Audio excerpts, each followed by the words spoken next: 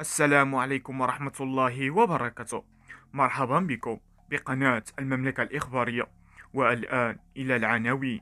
عاجل فرنسا تعترف بمغربية الصحراء في المقررات الدراسية والبيداغوجية. والآن إلى التفاصيل.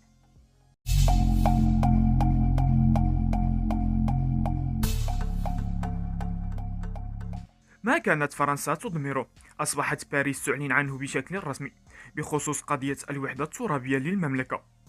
اعتراف بمغربية الصحراء وسيادة المغرب على صحرائه بات واقعا وحقيقة بعدما تم إدراج الوحدة الترابية للمغرب بالمناهج والمقررات الدراسية الفرنسية الموجهة للتلاميذ والطلبة. خارطة المملكة المغربية كاملة بصحرائها أصبحت على صدر الكتب البيداغوجية بالمدارس والمعاهد الفرنسية. شكرا. هذا كل ما في الموضوع في قناة المملكة الإخبارية، ونرجو منكم الضغط على زر الإعجاب والاشتراك لكي يصلكم كل جديد إن شاء الله. إلى اللقاء.